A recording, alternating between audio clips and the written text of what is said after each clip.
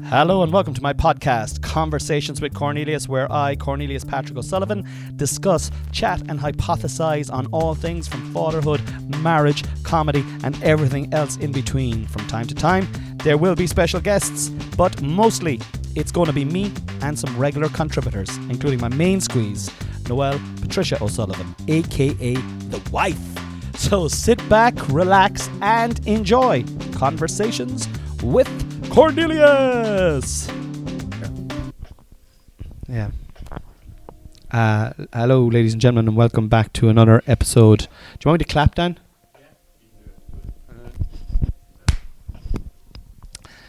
Hello, ladies and gentlemen, and welcome to another episode of Conversations with Cornelius. I'm your host, Cornelius Patrick O'Sullivan, and since the last episode has occurred, it has been a week for you to listen to it, but it has actually only been how many minutes? Maybe 10 or 15 minutes maybe, yeah. 10 minutes for us. We've had a toilet break, we've had a smoke break. Dan is having some wows. Dan's the producer of this podcast. Shout out to the only funny German, brilliant comedian. Just hit 10k on Instagram. Follow him. And he's in the Coca Club every week as well.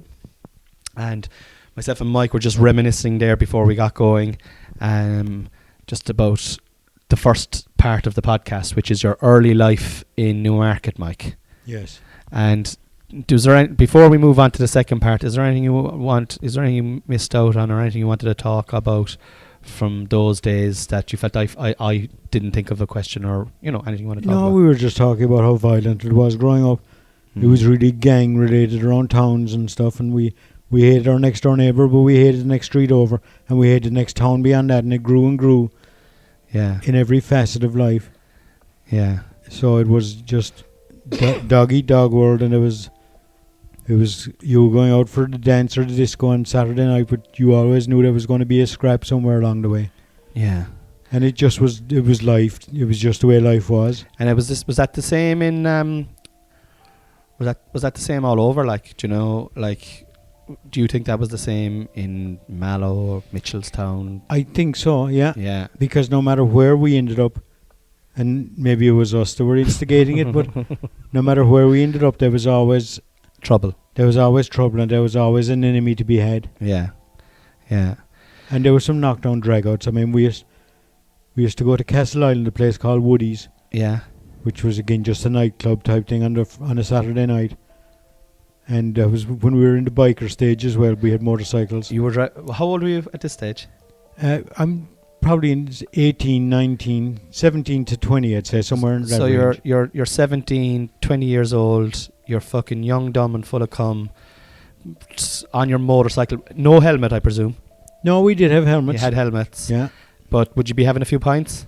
Absolutely. Just drinking and driving on the motorcycles fast? Oh, up sidewalks, up the footpaths, though, you name it, wherever we could get by. I'm starting to see the common denominator here now in the fighting, alright? You know what I mean? Like your biker hooligans, like coming into town, drinking. We were going to a rally one time, a bike rally back in Kerry somewhere. And we got kind of held up in Tralee or one of these bigger towns. And there was too much traffic, and so all of us, about 7 or 8 of us on bikes, would go up the sidewalk, and just no care in the world for pedestrians or nothing, just flying down the street and jumping back on the street between cars when you could get an opening.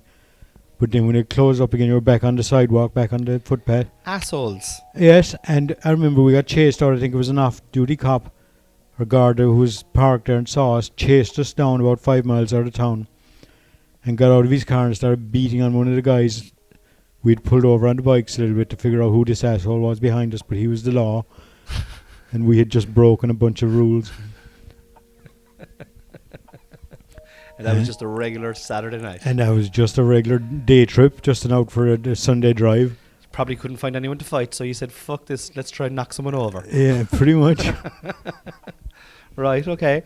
So they were wild times. Wild times, and I'll never forget, we got to that rally, and we were the nomads at that time. Newmarket we had our own little... So you had a biker gang name? A biker, yeah, nomads. How many were in the fucking gang? We probably had about I'd say 8 in Newmarket, but we became part of the Blackwater Motorcycle Club, which was out of Mallow. and they had about 10. So all in all, with the Blackwater Motorcycle Club, we were 20 or so bikes, I'd say. Fucking intimidate. And like, you weren't, were you the aggressive crew coming in with Mallow? Who was in the Mallow group? Do I know anyone in the Mallow group? Frank Lenihan, one of the guys we're meeting tomorrow. And yeah. there was a guy called Towser. Yeah. Mickey Cotter was one of them. Yeah. And we had our denim jackets with Parazone in the back with our nicknames in the black. So we had Caesar. Caesar was on there, yeah, and we all had the pins, with the motorcycle pins. The North Cork motorcycle. I just think I never fucking knew this is fucking mad. Like Blackwater Motorcycle Club. Blackwater. What's you're the Sons of Anarchy, the original Sons of Anarchy. Yeah, the Sons of Duhala. We were posers, really. We weren't. Yeah. What kind of a motorbike did you have? For fuck's sake, a little wimpy thing. A Honda 50. No, it was a bit better than a Honda. My first one was a Suzuki 125. 125 is. Yeah. They're trail bikes. They were street legal, but you could also jump them on the dirt or go to the quarries and do stunts. It didn't matter what you had, really. Once you were, I'd say it was a good buzz though, rolling into town with 20 dudes with your name patched on and the wind in your hair and 7 or 8 pints on board. Yeah, and the rallies were something else. You'd spend all day trying to get to the rallies, and it was a whole weekend. You'd go camping on the bike, so there'd be a big field where everybody camps, and then you're into town. There's only 2 pubs in town, but they're chock-a-block with bikers. Fucking brilliant. And would you fight with other biker gangs? Yeah, there'd be a few scraps. Actually, they were actually one of the more civil times we had when all the bikers got together. Yeah. We didn't really... You were kind of the same kin, like? Yeah. We were brethren. Yeah. But there was always accidents because I remember one time Finbar was doing wheelies. He had a Suzuki 185 and he was mad for wheelies. Finbar, for context, is our uncle, Michael's brother. And he was doing a wheelie through town and bashed into a car. And the ambulance had to come and take him into the Tralee Hospital from wherever we were. The place was a little village, probably 10 miles outside. I can't remember the name of it. It was called a Desmond Motorcycle Rally, but I don't think it was Valley Desmond. There wasn't anything like that. But anyway, on the way, somebody came in and said, "All right, who's the leader of the Nomads?" We didn't have a really designated leader. But I put my hand up for Caesar. Caesar, of course. It had to be fucking Caesar. And we had the Prez there as well. I remembered the Prez, yeah. And he was the president because he became the president of the U Club in the market. And he was the biggest cowbog, the biggest gambine you ever met in your life. The Prez. He kicked the shit out of you. But anyway, on the way in to see Finbar in the hospital, we all drove in. We all jumped on our bikes out of the pub after 10 pints. Off into Tralee, and Jacko was another one of our guys. And Jacko, on the way through anyway, missed a bend and ended up in the field, and another ambulance had to come and get him. On the way in to meet Finbar in the ambulance. You said you'd stop off and have 10 pints, then go to meet Finbar, and then on the way to meet him, another fella goes... One the other guy jumps the ditch in the bike and had to have an ambulance come and get him. It's like the dominoes. Yeah, so that wild times. And that's just a snippet of one night at one of these, which there was one every weekend all summer long. Yeah. And you different parts of the country, and you just... I'd say it was enjoyable times. Absolutely the best of times. Yeah. Did you have any girlfriends? I did. I had one in every port. Well, did you have one in every port? So you didn't leave any girlfriend behind, like after you went to America? Well, or did you? I don't know if you were. You probably don't remember. Oh, no, sure. Look, I was engaged to one girl. Fuck off. Before I left, yeah, and I was still engaged to her when I. You're still engaged to her, like? Oh no. Does she know you're married? She does, yeah. I'm sure she does, but I haven't seen her since I'm over 40 years. Yeah, I didn't know that. No. Kentucky girl. Yeah, and did you have to break that off then, like? Yeah. Yeah. All right. Okay. Well. It was kind of an on and off thing anyway. We were back and forth quite a bit. Yeah. Well, moving to a different continent, we'll fucking kind of sort that out, do you know? So we're gonna pick up where we left in the last padcast, Mike. And right, that was the pint at Dirty Nelly's before I got on the jet plane. You were on the pint. You had the pint with your dad and your buddy. And then I lived that song that is, When I landed at Kennedy, and a big yellow taxi carried me and my bags through the streets and the rain. You know that one? I do. And that's exactly what happened. Is it? It was raining when we arrived, and a big yellow taxi took us to the Bronx. The very first night. What had you lined up? Nothing. 1 second. You nothing at all lined up? No, Derry had a name of a distant relative. And I had a book with a couple of names and addresses of John's friends now that had moved out. The Bird was one of them. But we didn't. Nobody knew we were coming, and we didn't give nobody got heads up on it. But there was no internet, you see, and there was no cell phones or mobile phones, and it was landlines, and it was expensive to make phone calls. Yeah. So you couldn't, organising stuff was... Yeah, and Derry got a hold of this one distant relation who lived in the Bronx, and he just told us to get the cab out to a certain corner, which was Broadway and 176th Street or something, up high numbers anyway. And he picked us up at the corner, but all he did was took us to a local motel, which was one of the scariest things I've ever seen, because you're in the Bronx. And you know, you've heard about the horror stories of Bronx. And what was that like? You've landed... You're talking about being a biker gang fucking lording it around North Cork with your Mickey slapping off your knees, you know, and everyone afraid of you. And suddenly you're fucking landed into the Bronx where, you know, it's not fist fights, it's guns, it's fucking crime. Yeah, well, you know, it's... I mean, we didn't, but you did. I remember going into the motel room and taking the bag. We only had one bag each, everything we had in our possession that we were going to have to carry us 6 months or freaking 6 weeks or 6 days or 6 hours, we didn't know. And I remember all these guys just leaning over the second floor railing, you know, and it was hot and humid in New York at that time of the year. It was in August. And you just felt like eyeballs were on you, and and they were eyeballing the suitcase probably, and you know. Yeah. So we didn't sleep too much the first night. We were kind of one eye on the door and one eye on the bed. And the next day I looked up an address of... It was a girl, actually, her sister. I used to date her sister, but they had an apartment in New York, down in Washington Square Park, which is right down in Greenwich Village, the heart of Greenwich Village. And so we took a bus and a subway, and we got ourselves close enough, and then we walked, and I found the apartment building, walked in and sat in the lobby all day till I recognized her coming home from work or whatever. Go away. And she walked in, I recognized her, and she goes, "What are you doing here?" And I said, "Well, we're actually looking for a place to crash." And she put us up for 3 weeks. Wow. And gave us that was enough time to get the bearings. Get a job. And try and get a job. Place. And I didn't get it. Derry got a job in New York. I didn't. They tried to get me a job, because once we got settled and stayed in her apartment, we kind of got integrated into the Irish community a little bit. Then without the Bronx at Gaelic Park. Yeah. And I played hurling for Cork in Gaelic Park. You played hurling for Cork in Gaelic Park? Gaelic Park in New York. Well, now, Michael, if I had known that you played hurling for Cork, I would have omitted the Gaelic Park part. Right, so yeah. And I would have been like, my uncle has played hurling for Cork. How dare you suggest that I'm shit? I'd have used that to try and get into the Harty panel. And if I remember right, I think it was Waterford we beat. And where but it was hurling. I was a half-back. Half-back. Jesus. Left half-back, Did you wear the red jersey? Oh, yeah, we had jersey. They had jersey, sponsored jersey, the whole lot out there.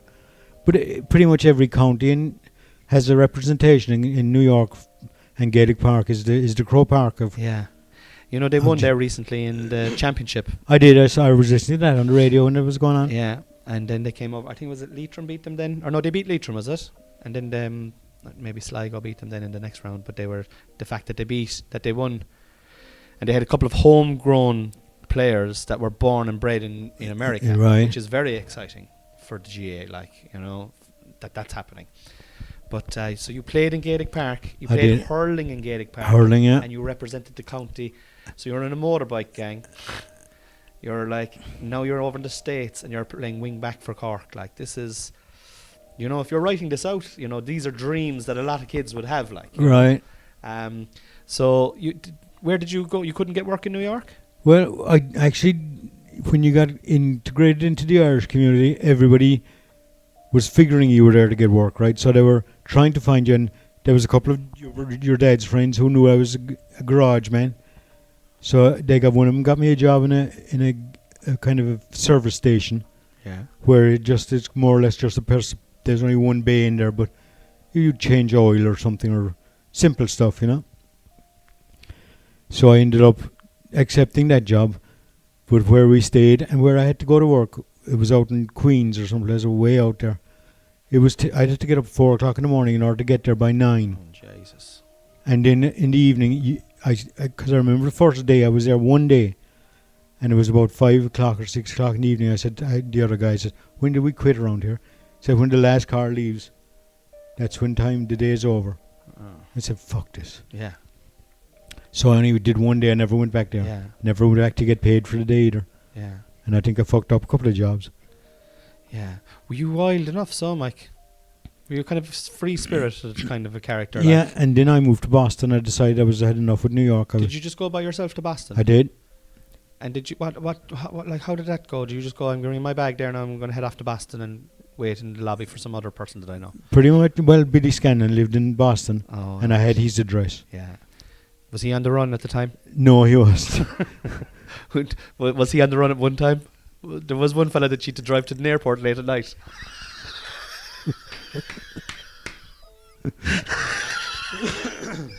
Okay. Go on. That's behind the curtains. Just to keep that behind the curtain. Go on. So you went to Billy Scanlon in Boston. Yeah, and he was staying in a kind of an apartment over a house. You know, it was actually more like an attic. And Billy, Nan Frank vibe. Billy opened the door anyway, and off we went. But he kicked me the next morning. He goes, "Hey, Mike, come on, I got you a job." I'm going, "Fuck's sake, I just got here, Billy. I don't want a job yet. Let me have a day or two to just figure out what I'm doing."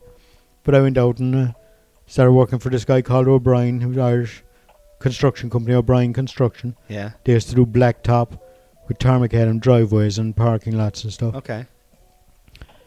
And so I started doing that for him, and it was daily paid and stuff. So it was handy. It was handy. And then I met Frank, who was in the bike and basketball motorcycle club over here, and I knew him.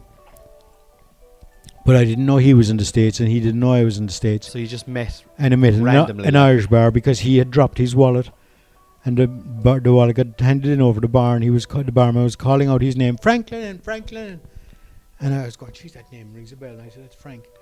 And then I saw him hand the wallet back to some guy, and geez, that looks like Frank. But Frank now had grown a beard, so I was a little unsure. But after staring at him for a while, I'm sure made him feel uncomfortable. It was Frank. And then Frank came to work with me at O'Brien. And then the winter set in, because this now would have been November. It gets really cold in Boston, really cold. Yeah. Lots of snow and shit. Ice, slipping on the same patch of ice every day you walk out the door. And so Frank and myself put a plan together. We were going to California. The sand, the surf, and the girls, right? Can't go wrong. Can't go wrong. So What went wrong? we never got to California. But we signed up with this company called Drive Away, which, if you have a driver's license, you can, there's people that want cars moved across the country. So you sign up and you get called. And we got called by a car going to Dallas. Right. And we looked at each other. It's about halfway to California. Let's take it. Yeah. And so we got a 79 Monte Carlo, beautiful car. And it was a granddad that was giving it as a graduation gift to his grandson in Texas. But it was mint condition, a beautiful car. A yellow one with a black vinyl top on it. Automatic? And we picked it up in Rhode Island, Providence, Rhode Island. And we drove from Rhode Island to Dallas. And we got 5 days to bring the car down. And did you get paid for that then? Did they pay, or was no, it just... you just get to drive the car across the country. And we took 5 days. We stopped in Chicago. We came across the north side because Frank knew a couple of friends that were going to college in Valparaiso, Indiana, which is not far outside Chicago. And we stayed there. We got snowed in there actually for a couple of days. So we burnt all the free time we had up there, and we burnt it on other stuff, They were college kids, so they were well in tuned. You were smoking a bit of the wacky For fuck's sake, it was a cloud for 4 days. A hazy cloud of happiness. And then we got on the road again once the storm lit up. Yeah. And we got to Texas a couple of days later. Massive drive, though. Great road. The American road trip there's something to be said about it. like Boston to me is very Irish. You know, you see it on television. Oh, it is, It's cold. It's wet. It's almost like Ireland, like in a city type. Right. Like Texas, and I've been to Texas out to you twice in my life. It is so fucking different. Like, did you instantly fall in love with it? Was it, or did it take a while to grow on you, or were you like? Because it is so. I even remember when I went out to you first of all. Everything is so much bigger in Texas. I know, like, there's a saying about that, but like, Right. Like even the flags. Do you remember we'd be driving in the freeway, and you'd have a normal flag, but their flags are fucking huge. Oh, they'd be 10 by 20. And I'd be like, what? Oh, who owns this? And it would be like just a small grocery store. Or a car dealership or a car lot or something. Yeah, like that. and like huge fucking flags. Like, so, like, what was your...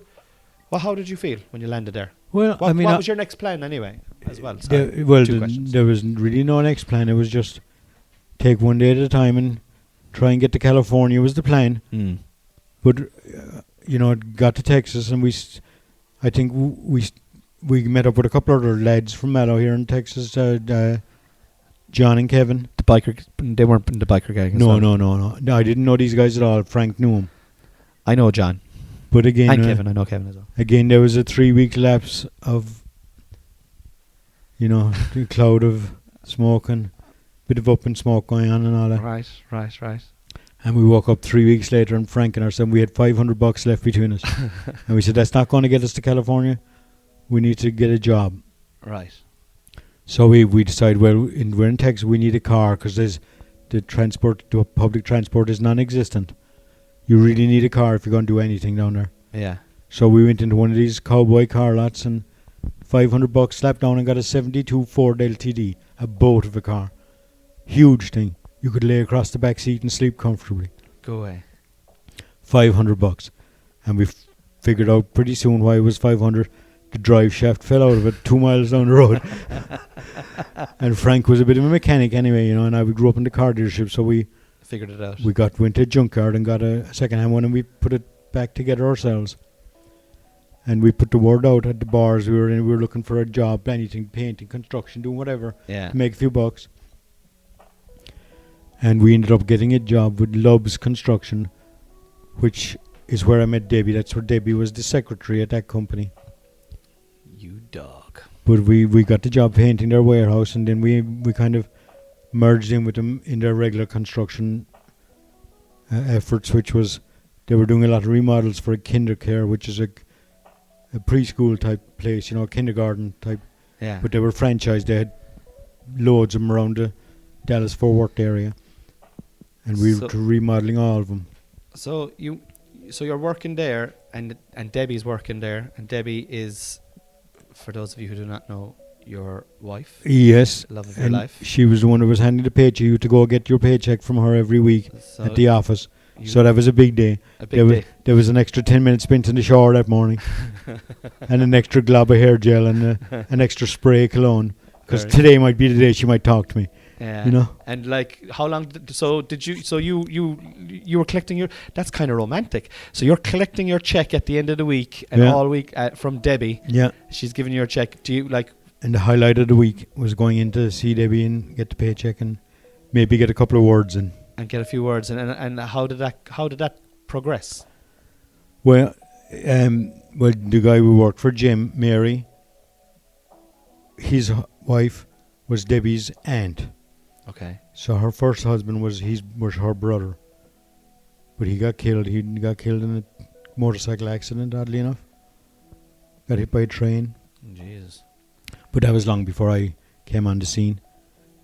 But anyways, we just kind of, we just kind of hung out, we go out and Deb was a bit of liked her beer. Yeah. Mary liked her beer and I liked her beer. And so we'd do afternoon happy hours and stuff. Yeah. And it just progressed until we actually went out on a date. And Can you remember your first date? I do. It was a place called Players. Kind of a nightclub type thing. Yeah. First time dancing with Deb, and Cool. it was the first time where it was all the attention was on her rather than it just being in a group setting, Yeah. I had the eyes for her. She was the only one in the picture. Everything else was blotted out. Sweet. And that was That would have been 86 probably. When did you get married? And then next year in 87 we actually got married. And we didn't have a church wedding or anything. We just did just the peace stuff, you know. and how old were Tanya and Tasha?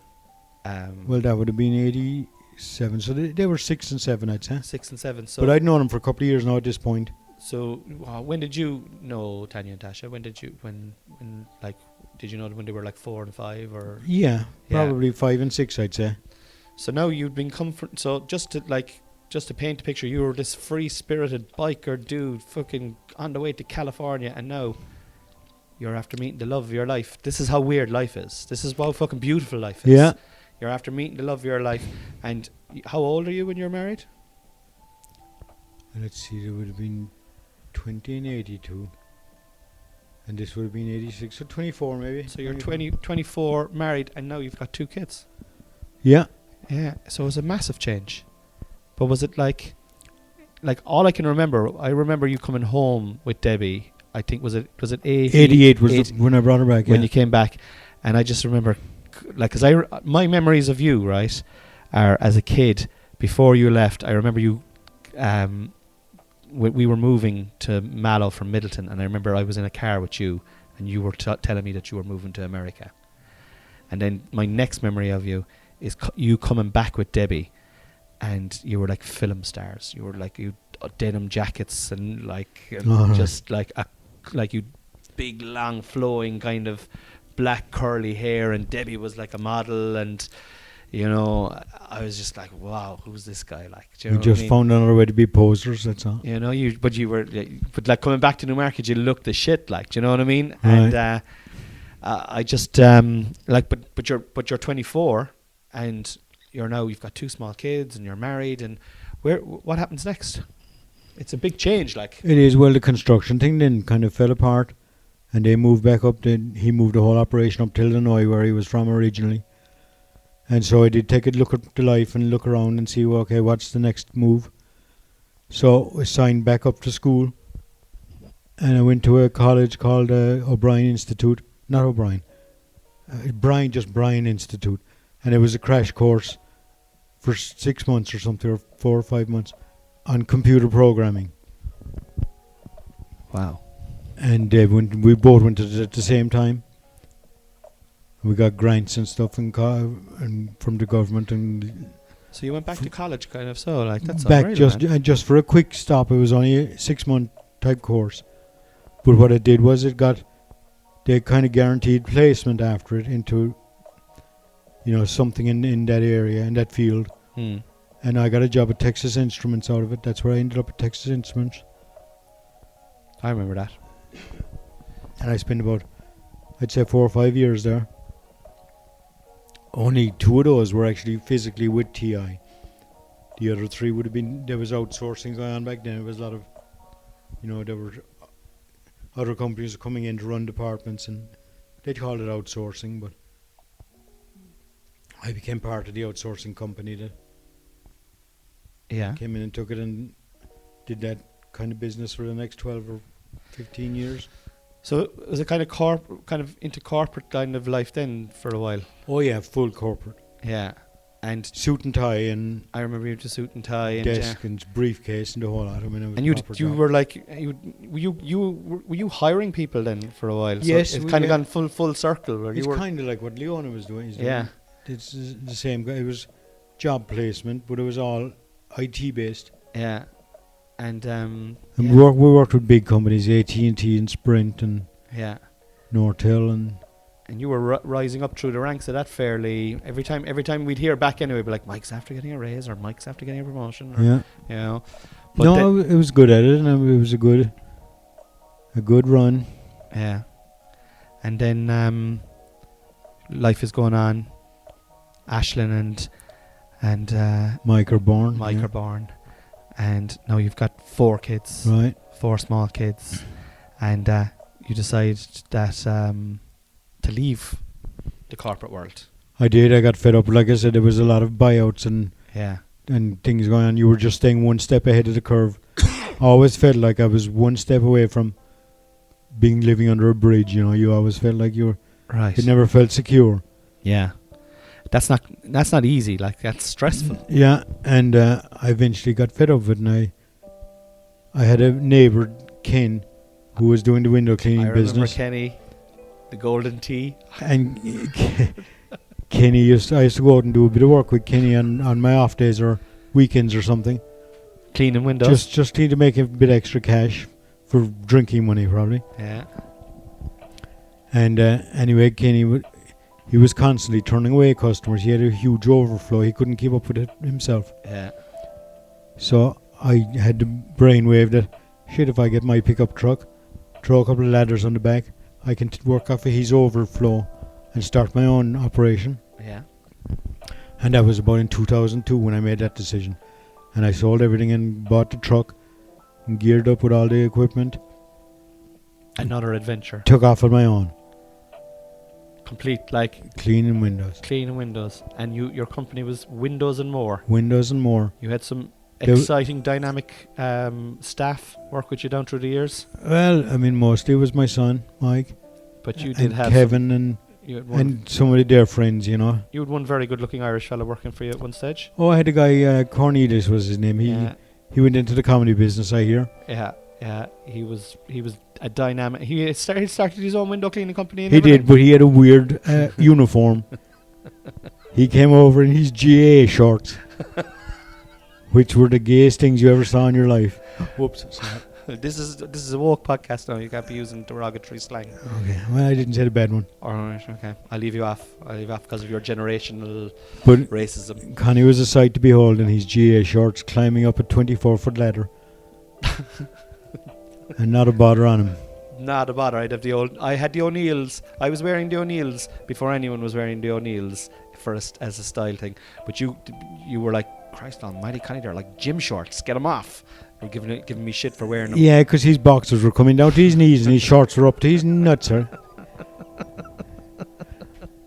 But yeah, besides the fashion faux pas, like, I mean, like, you could rely on me when it came to, we'll say, like, you know, if there was a painting job in a car lot or anything like that needed to be done, I was the man to, you know, like, Yeah, technically. and you can take this with a grain of salt, but you could let him off on his own. And I don't think you could expect a Mona Lisa when you got back. It'd probably be more like a scribble of Dali or a Dali, Salvador Dali. So, yeah. Yeah, I have a Salvador Dali painting behind you there.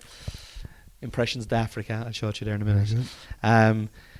Yeah, so you did, but like, that was the thing. You started your own company, Windows and More. I branched out with the more, then started to become a lot. You were doing school, yeah. Different.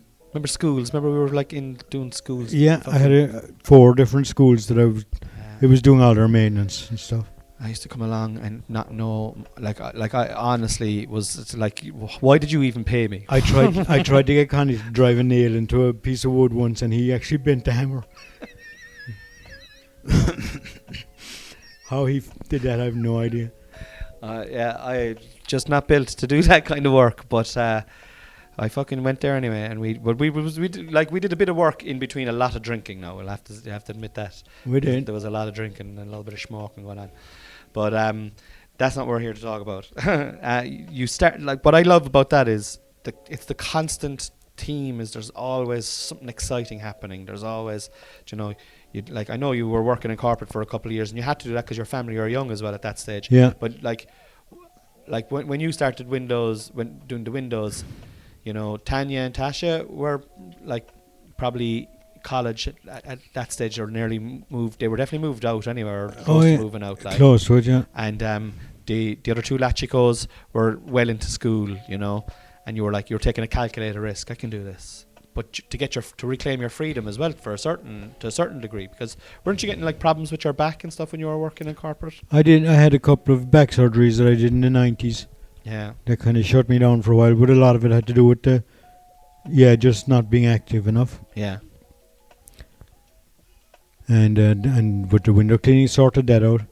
Yeah. And I did that right up till 2018. 2018. Yeah. And I want to get onto that there now. So. Yeah. What happened in 2018? Well, it was actually 2018, I came. Well, Niall died in 2016. I came back for his funeral, and then I came back 2 years later for his anniversary, an anniversary get together. Yeah. And that was in December of 18. And then I went back to Texas, and 2 weeks later I had the stroke. Yeah. And it was just out, as they happen always. It's out of the blue. Nothing expected. Just woke up one morning and couldn't put my feet under me. Yeah. Actually tried to get out of bed, but just fell completely to my knees and bounced the head off the ground and stuff, Yeah. Knew there was something wrong and told them to call the emergency services, and I carted off to hospital.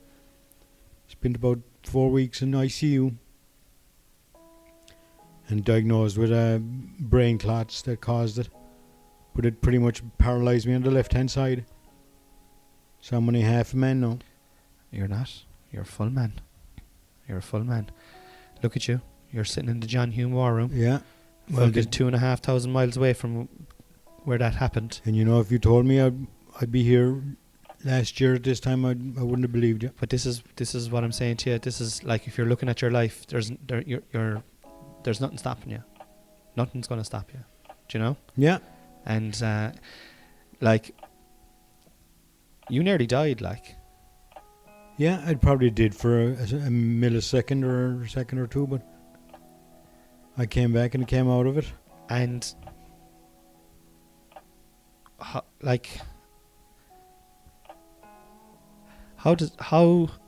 have you grappled with the lack of physical freedom? I'd say not very well at times. I mean, it is a struggle. You have to kind of plan everything. Yeah. And you have to look at the obstacles, not just physical obstacles, the mental obstacles. Yeah. And try and work them out in your head before you actually attack them, and see if it's even a possibility. Because some things are not a possibility. Because I had to come to terms with certain things that are never going to happen again. Yeah. Like I was an avid golfer. We were talking about PGA earlier, and I realised at one point I have played my last round of golf. Yeah. That's something that'll never happen again. There's too much dexterity involved, and it just coordination. I don't have it anymore, so yeah, that's gone by the wayside. So you come to terms with certain things like that, which can be a mental drain, and it can drag you down a little bit. But you're one of the most resilient and positive people that I've ever met in my life, and especially positive. Like I have countless stories on your natural optimism, and for me, like I fatten on negativity. I don't know why. I don't like that. I don't like that about myself. I try to change that. I actively try and change it. But I feel your natural disposition, and you can correct me if I'm wrong, is positive and upbeat. And has that ever waned? I think the stroke has taken some of that away. Because I mean, just going anywhere now, even going out to a restaurant or something, I automatically go to the issues that are at hand, and I stress about those a little bit, and I'd have, like, they would have to do recon on a step or how to get into some place, or ask if they have the proper bathroom set up in there, or toilet set up or whatever. Yeah. Because I'm obsessed with it. And I mean, then when I leave the house, the only thing on my mind is, okay, when am I coming to be back in my own comfort zone again, Yeah. Because I have a comfort zone built in my own house now. I've got my own setup, and everything is there to kind of meet my needs. Yeah. Yeah. So every time you leave the mothership, it's being out of the comfort zone is a huge stress. Yeah. And it's a drag on not just me, but on Debbie as well, I'd say. Of course, yeah. Of course. But Debbie she's a rock for me now, in all fairness. Man. She looks after me like a freaking force field around the Spaceship Enterprise. She's always looking out what can get in his way or what. Yeah. She's dynamite. Yeah. You're so lucky, man. You're so lucky. And they all are. The kids are great too. They all chip in and try to make it as comfortable as possible, no matter what situation I'm in. Yeah. And that's one thing I want to talk about. You taught me an awful lot about fatherhood. I remember when I was working with you over in Texas. Dylan was here. Dylan was 12, and we'd email back and forth to each other. That's how we were communicating. And I was just watching the way, like, Dylan didn't live with me. He lived with his mum, and his mum was absolutely fucking amazing, brilliant mother, fantastic mother. I have to say that, and would have at that stage gave him much better care than I would have been able to give him. But I was like just a dad that took him to the matches, and you know, I could have been better. Definitely could have been better. But watching you with Ashlyn, I remember Ashlyn. She was still going to school. Mike was finished school the second time I was over, and you'd get up in the morning and you'd ask Ashlyn what she wanted for breakfast, and she was like your little princess. She was like, I want pancakes and I want sprinkles and I want this, and you'd go away and you would make her exactly what she wanted, and it would bring such joy for you. And she'd be critiquing it and giving it marks out of 10. Yes. And you'd make her lunch for school, and then you'd be texting her, how was your lunch? And she'd be like, a little less fucking peanut butter next time, Dad, or something like that. And you'd get so much joy out of that. And I was fascinated by it at the time. I was like, because I was living a shallow existence of fucking alcohol and drugs and fucking, you know, at that peak. And I was going through a really depressed period in my life. And it shone a light into me to want to be, you know, if I ever got the chance again to be just a better dad, like, you know. But like all that work, all that beautiful stuff that you put into your children, and all the love that you had in your life with your wife and even our family and stuff like that, our extended family, I mean, it's all coming back in the care that you're receiving. And it's like, it's not even care, that's just like, we just love you so much, like. And like, I just think Debbie is like my like, she's reminds me of Noelle. She's just I think there's a lot to be grateful for in a horrible situation, like, you know. And I think you understand that as well, or you know that yourself. I do, and appreciate it, because I mean, I can go off down a dark path. I mean, you can get quite morbid and dark at times, especially in the early years, first couple of years. You know, you actually, I mean, not to turn this into a therapy session, but you'd go down, or they're better off without you, or they, you know, this kind of dark kind of thoughts, but it never manifested into anything that dragged me down too far, because I'd snap out of it pretty quick, because I didn't want to be that type of person anyway. And like, so that would have been like when we had all that you know, and you found that and you had the struggles of it. Like you said there earlier on, you never in a million years would have thought you were going to be here. No. And yesterday I went to visit the grave of my brother Niall. Yeah. And the first time I'd been back there since they put a headstone in, and they actually moved some of the ashes back there. And I was sitting in front of there. I was like, it wasn't a dark, it was a somber thought, but it was thinking that, you know what, I actually thought my name would be on that headstone before I'd be sitting here looking at his name on it. Yeah. You know, because it came very close to actually being up there, you know. Yeah. Yeah. Life is funny, man, the way it works, isn't it? Like you just don't fucking know. And it's just wonderful to have you here, man. I'm just so fucking delighted to have you here. What brings joy into your life now? What do you get? What do you do now, or what do you love now in the way your life is now? Well, you know what, I would have to go back to kids again and grandkids. Now I got 4 grandkids now at this stage in my life, so they're absolutely. Shout out to little Kevin, Marilyn, and Aidan and Isabel, who are absolutely doing a wonderful job, and Ashlyn doing a wonderful job with her kids, and Tasha with her kids. Yeah.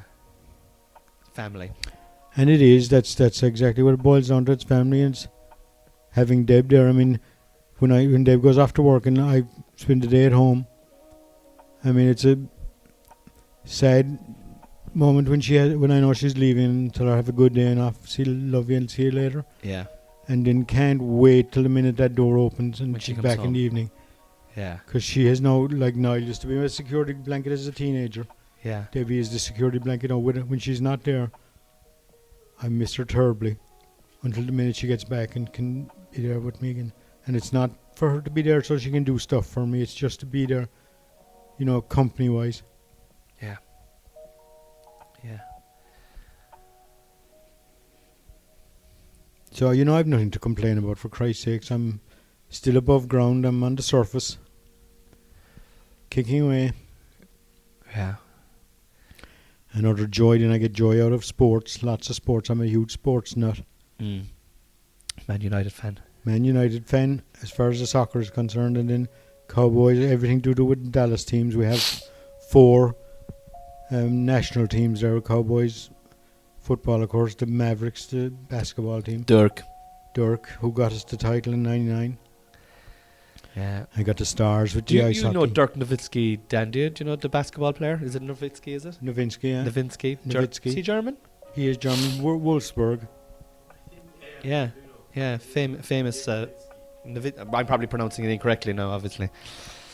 So sports, your family. I just think it's wonderful that we're like this weekend now. We've got Nana's 90th, and we're all going to be there, Mike.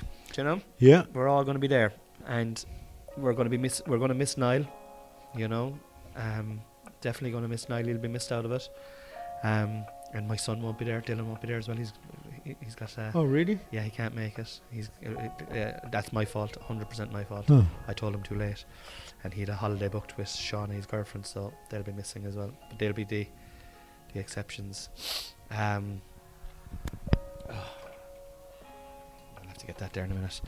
Yeah, I think we might wrap it up, Mike. Okay. We might wrap it up. It's been amazing. I'm gonna just pause this here now a second. Sorry. Well, I just wanted to say that conversation with Cornelius has been a highlight for me through the last couple of years. With the stroke, because I spend a lot of time by myself during the day, and the new episodes, I can't wait. I'm on bated breath, anticipating that I can check my email. I've got a notification that Cornelius has a new podcast up, and now the 3 by the Lee again has made it doubly fun, and then the Square Ball. Brilliant shows. Thanks, Mike. Thank you. I'd often ring you. When I ring you, I'm usually half jarred. It's because that's the time that's. You've usually finished a gig or something. I'll go for a couple of pints and I'll be home here and I'll still be wired and I might give you a call and we'll have an old chat. We might talk about a match but invariably we'll always have an old chat. You'll say, "Oh, I love that episode," and you'll go in or you'll talk about it and. I've listened to every single one of them. All 117 now, is it, or 116? This is we're at 116 now at the moment. So by the time this comes out, this will come out in a few weeks' time. It'll be 120 or 121 or something like that. But you'll have a 2-parter, Mike. Yeah. And you're one of the first patrons as well. I want to say thank you for that as well, for your support. That really means a lot. Couldn't wait to sign up. Yeah. I was actually in a hotel room. The house was getting refurnished after some storm damage, and I had to spend 7 weeks in a hotel, and that's when I first started listening to it. I was back. That was over a year. And when did you start doing the podcast? A year ago, 2 years? I started it in the middle of COVID in January. I think it was 21 January 21. Yeah. And just to get through COVID, because there was no gigs and stuff like that. Right. And I was fucking going out of my mind, and just started it. Sure, I'm only making it up as I go along. But not to bring it back to Windows and more as well, but when the stroke hit me, I had to give up doing that, obviously. Yeah. But I still had customers calling like off the hook for the first 6 months. But COVID set in, it was right at COVID as well, and that put the nail in the coffin. Yeah. Because nobody wanted you coming to the houses anymore. Yeah. Jesus. Well, look, we're gonna have a good weekend, Mike. Righto. And I love you, man. And this love you right back, hon. This has been just absolutely amazing, and to be continued.